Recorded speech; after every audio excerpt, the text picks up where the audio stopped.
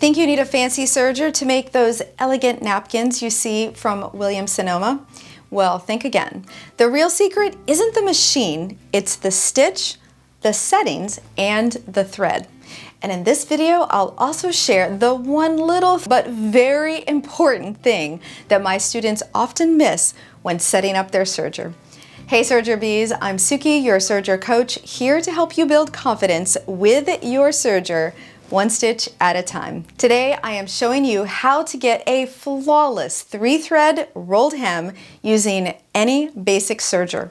No bells, no whistles required, and yes, this is totally beginner friendly, and by the end of this video, you'll be making napkins worthy of the fanciest dinner parties for a fraction of the price.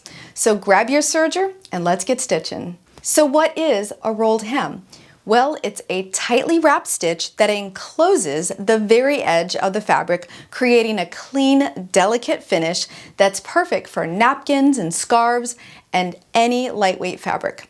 The stitch is formed by tightening the lower loop retention and removing or disengaging the stitch finger, which together allows the threads to roll neatly around the edge. Most sergers will follow very similar settings for a 3-thread rolled hem.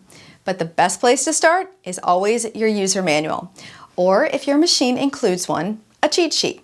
And if your serger has automatic tensions, just follow the machine settings because they are designed to do the work for you. Now this is super important, and it is the number one thing that my students miss when they're setting up for a rolled hem. On your serger is a little rolled hem setting, which is usually marked with the letter R for rolled. It's either R or O. And O stands for overlock. Now on my machine, there's a little arrow. It's either up or down. But here's the key. To actually make a rolled hem, one of the stitch fingers has to be moved out of the way.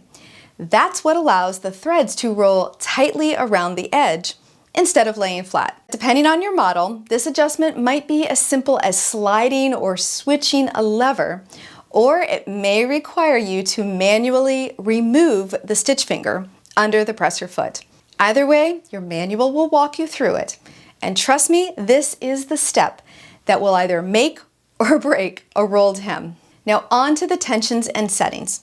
Your right needle tension will be 3.5, upper looper 4, lower looper 7.5, stitch length 1.5, differential feed 1, width 5. All right, let's thread the serger together.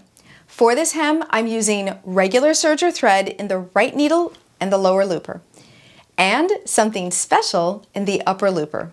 I'm using the Wonderfill Soft Lock from my Sookie Sews Fluffy Bee Box. This soft, woolly texture is my go-to because it fills out the edge and it makes the hem look beautifully full. Now, if you don't have access to the Fluffy Bee, try Maxi Lock Stretch, or Superior Threads has one called Poly Yarn. Or if you can find woolly nylon, that's the original fluffy thread. Just remember, the fluffy thread will always go in the upper looper. Just think of it like upper equals top. And the lower looper gets tightened so that thread nearly disappears, while the fluffy one shows off at the edge. And then everywhere else, you can just use regular serger thread. When threading your serger, start with the upper looper first, then the lower looper, and then finally the needle. If fluffy thread gives you any troubles, try using a threading aid, or simply make a thread cradle, which is essentially a piece of thread folded in half, and then you feed the cut ends through the looper. Slip the fluffy thread through that little loop you made, and then pull it through. This trick works for both manual and air threading sergers. And one last note, the polyester version of the fluffy threads is definitely my favorite because you can press it, whereas nylon works really nice. Just be careful because under heat, it can tend to melt. Now finish threading your serger with the lower looper and the needle, and we're ready to stitch.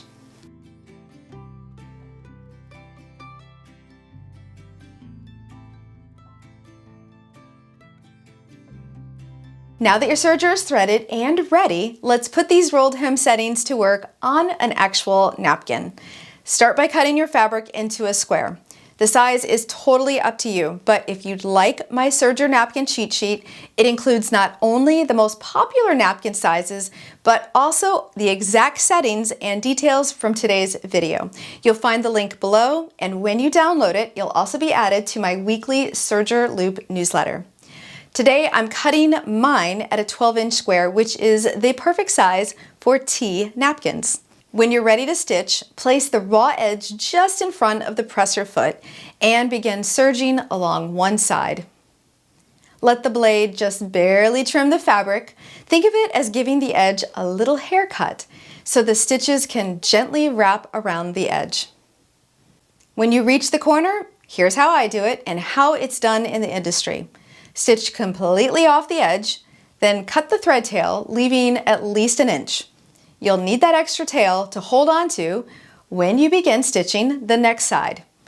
Continue the same method around all 4 edges.